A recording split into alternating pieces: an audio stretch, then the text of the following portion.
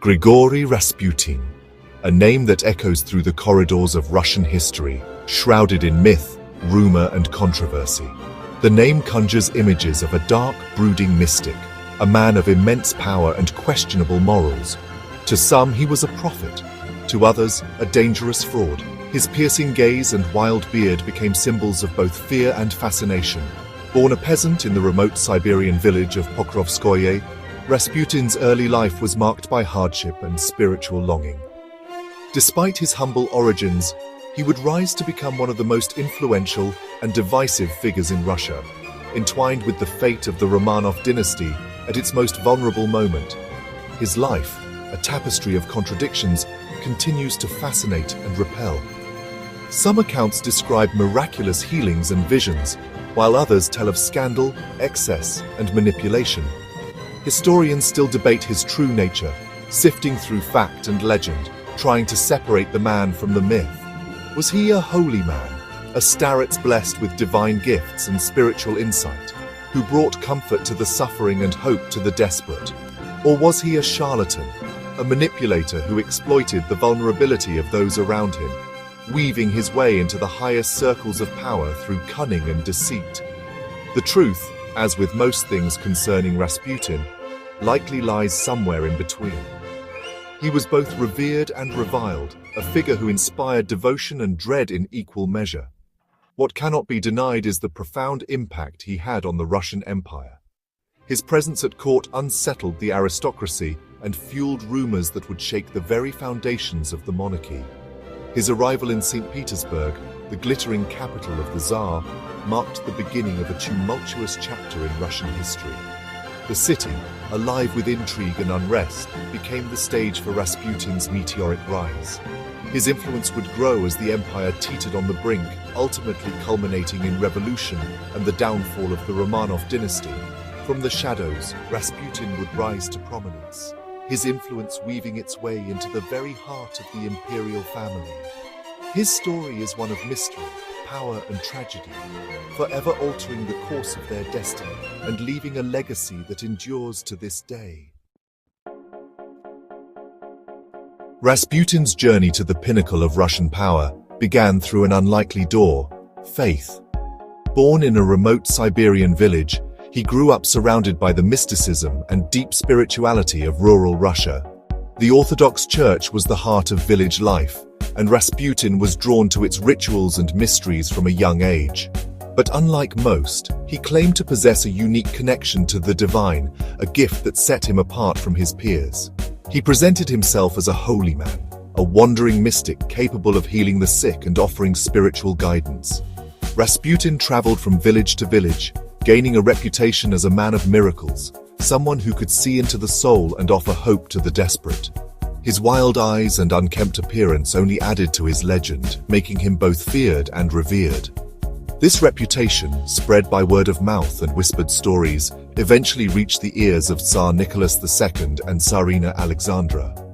The royal couple, isolated in their palaces and increasingly out of touch with their people, were searching for answers and comfort in a time of growing uncertainty. The year was 1905. Russia was in turmoil. Anti-government protests were sweeping the nation, fueled by poverty, war, and a longing for change. The streets of St. Petersburg echoed with the cries of the people, and the monarchy felt more threatened than ever before. The Tsar and Tsarina were desperate, their hopes clinging to their only son, Alexei, heir to the throne. The future of the Romanov dynasty rested on the fragile shoulders of this young boy, and his health was a constant source of anxiety. Alexei, however, suffered from hemophilia, a debilitating illness that threatened his life with every bruise and fall. Even the smallest injury could lead to days of agony and the looming threat of death. The royal family lived in constant fear, watching over Alexei with a sense of helplessness. Traditional medicine had failed to provide a cure. The best doctors in Russia and Europe could offer little more than hope and prayers, leaving the family desperate for a miracle. Desperate, Alexandra turned to Rasputin. She was willing to try anything, and Rasputin's reputation as a healer gave her a glimmer of hope.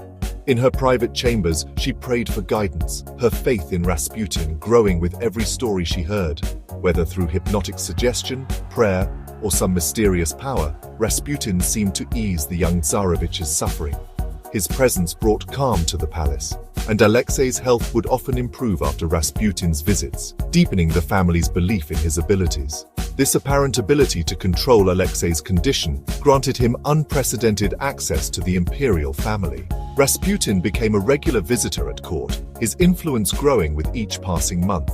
He quickly became a confidant, particularly to Alexandra, who saw him as a savior, a man sent by God to protect her son, and by extension, the dynasty itself. Rasputin's presence at the heart of Russian power would soon have consequences far beyond the palace walls, shaping the fate of the Romanovs and the empire itself. The relationship between Rasputin and the Romanovs was complex, layered with emotion, desperation, and a sense of fate that seemed to bind their lives together inextricably. For Alexandra, Rasputin was far more than just a spiritual advisor. He was a beacon of hope in a world that seemed determined to crush her family. The Empress, isolated by her foreign origins and the constant scrutiny of the Russian court, found solace in Rasputin's presence and his promises of healing. She clung to him, trusting his advice and defending him fiercely against a growing chorus of critics. To her, Rasputin was a lifeline, someone who could ease her son's suffering when no doctor could, and who seemed to understand her fears and anxieties in a way few others did. Nicholas, a deeply religious man, was initially wary of the Siberian mystic. He struggled to reconcile his faith with the rumors swirling around Rasputin, and worried about the growing influence this outsider held over his wife and family. However, he too was swayed by Rasputin's apparent ability to soothe Alexei's suffering. The Tsarevich's hemophilia was a constant source of terror for the royal couple, and Rasputin's mysterious interventions brought them moments of hope and relief.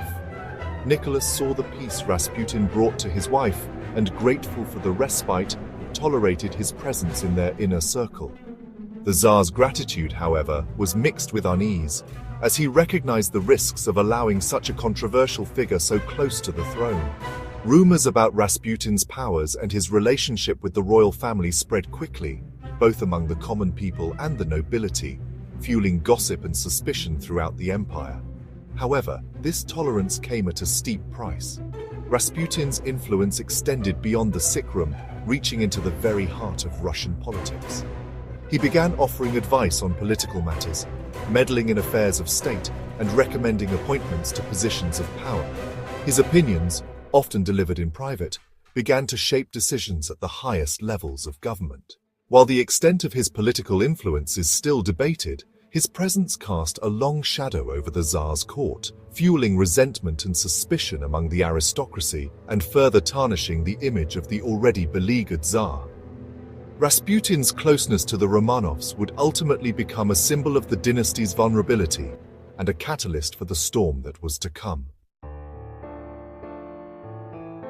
As Rasputin's influence grew, so too did the whispers surrounding his behavior. Rumors of debauchery, orgies, and dark rituals began to circulate in the salons and drawing rooms of St. Petersburg. Stories of his drunken escapades, his supposed sexual exploits with high society women, and his blatant disregard for social norms became common gossip. While, many of these tales were likely exaggerated or even fabricated by his enemies, they painted a picture of a man driven by base desires, a stark contrast to the image of piety he presented to the Tsarina. These rumors, whether true or not, spread like wildfire through Russian society. The press, though heavily censored, hinted at the scandalous goings-on. The public, already disillusioned with the Tsar's leadership and the war effort, seized upon these stories, their worst fears about the corruption and decadence of the ruling class seemingly confirmed. The scandals surrounding Rasputin had a devastating impact on the already fragile image of the Romanov dynasty. For centuries, the Tsar had been viewed as God's chosen representative on earth, his authority absolute and unquestioned.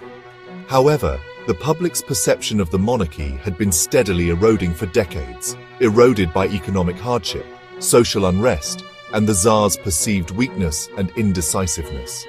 Rasputin, with his dubious reputation and undue influence, became a convenient symbol for everything that was wrong with the regime.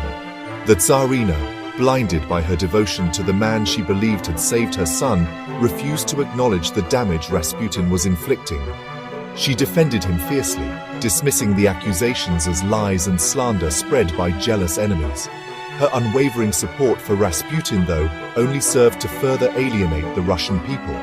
It reinforced the perception of a Tsarina out of touch with the realities of her people, manipulated by a debauched charlatan.